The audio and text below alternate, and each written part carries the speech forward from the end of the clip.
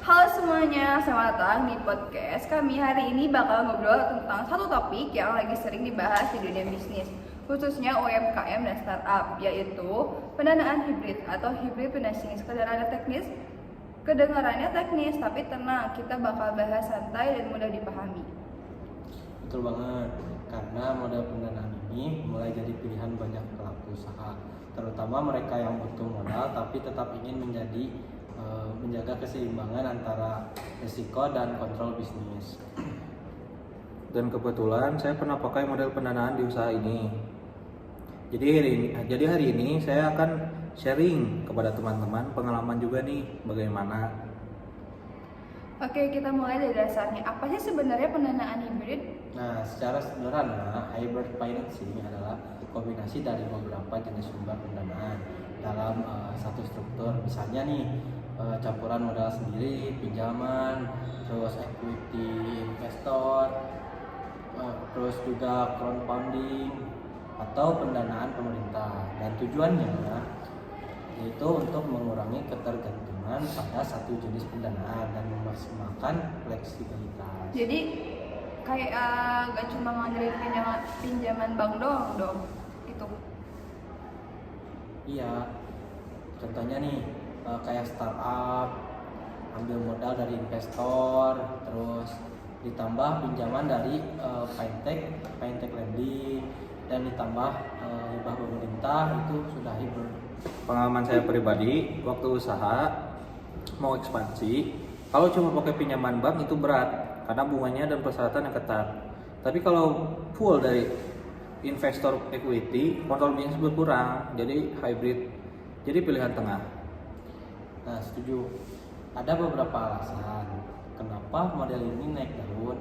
Yaitu ada yang pertama, diversifikasi resiko, dan yang kedua fleksibilitas struktur pendanaan, yang ketiga akses modal lebih cepat, yang keempat tidak kehilangan kontrol total, yang kelima bisa disesuaikan tahapan pertumbuhan bisnis. Dan di era digital banyak platform baru yang mendukung pendanaan alternatif ya. Betul.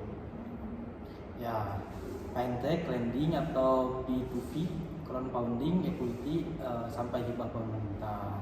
Oke, dari semuanya ini kasih contoh dong biar makin kebayang.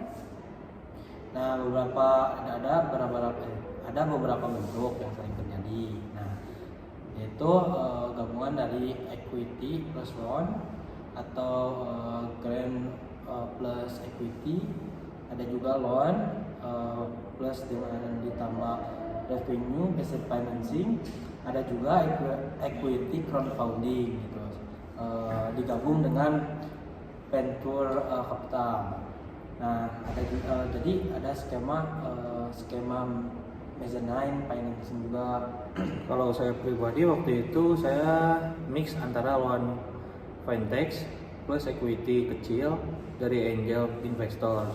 Jadi saya dapat modal jalan, tapi investor nggak terlalu ambil porsi besar. Oke, kalau kayak gitu berapa banyak sih keuntungannya? Tapi pasti ada minusnya juga kan? Jadi singkatnya ada beberapa kelebihan gitu kan. Yang pertama ada risikonya terbagi, yang kedua biaya modalnya juga lebih efisien, terus struktur lebih fleksibel gitu, atau ada juga kontrol usaha yang lebih relatif terjaga. Tapi kekurangannya juga butuh manajemen keuangan yang lebih rapi gitu. Terus harus paham juga karakter tiap sumber pendanaan. Terus negosiasinya juga harus lebih kompleks. Dan realistisnya, nggak semua usaha bisa langsung dapat investor. Jadi, kredibilitas juga penting. Nah, ini cocok juga ada di UMKM yang mau scale up gitu. Terus startup yang tahap growth gitu, atau misalkan perusahaan dengan cash flow kuat tapi butuh ekspansi. Bisnis juga bisnis yang di sektor kreatif yang butuh modal kerja besar gitu. Kalau bisnisnya baru banget gimana? Tetap bisa, tapi biasanya hybrid baru optimal ketika bisnisnya punya traction dulu. Oke, jadi rangkuman singkatnya, pendanaan hibrid adalah kombinasi beberapa sumber pendanaan untuk optimal modal, mengurangi resiko, dan menjaga fleksibilitas. Menurut saya sih ini alternatif bagus di era sekarang ya, karena opsi pendanaan makin banyak dan bisnis butuh cara yang adaptif. Dan yang penting pelaku usaha harus paham konsekuensinya. Tiap alat pendanaan bukan asal ambil modal. Oke, terima kasih semuanya yang sudah dengerin. Semoga topik hari ini membantu para pelaku usaha yang lagi cari modal. Sampai ketemu di episode selanjutnya. See you.